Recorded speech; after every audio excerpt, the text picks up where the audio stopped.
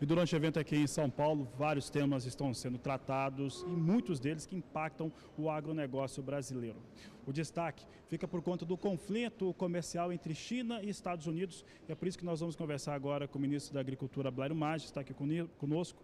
Ministro, esse é um efeito que está tendo um impacto até que, de certo modo, nesse momento, pode-se dizer alguém que está se ganhando, porque se soja está caindo em Chicago, por exemplo, há uma compensação no porto aqui no Brasil, estão pagando um prêmio melhor. Mas em médio e longo prazo essa história ela tende a mudar. Como que é a sua avaliação nesse conflito China e os Estados Unidos? O que acontece é que com um imposto colocado ou uma taxação que a China coloca sobre a soja americana, o primeiro efeito é a diminuição dos contratos em Chicago. E você sabe que Chicago não representa só as negociações físicas, quer dizer, eu compro e você vende.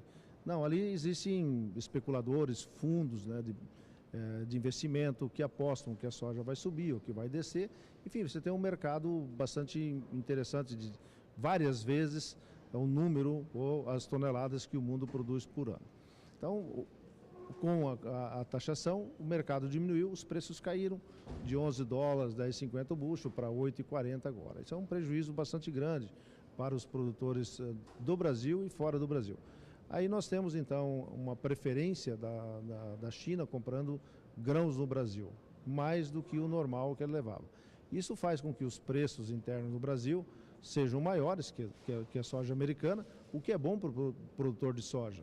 Mas é ruim para o processo como um todo, porque o Brasil terá uma ração mais cara, que vai afetar a produção de ração nossa, onde vai ficar mais caro para suínos e para aves também. Então, pode ter uma consequência do Brasil perder essa competitividade de vender frango e suínos lá fora.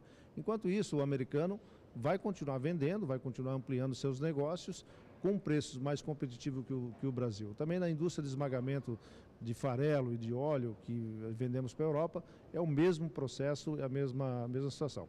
O que pode acontecer é que num futuro muito recente, muito próximo, vamos chamar assim, a China e os Estados Unidos voltam a se entender, né? Nesse momento o Brasil já perdeu a competitividade dos frangos e dos suínos e eles voltam e retomam esse mercado com a própria China também. Então, eu estou muito intranquilo com todo esse movimento.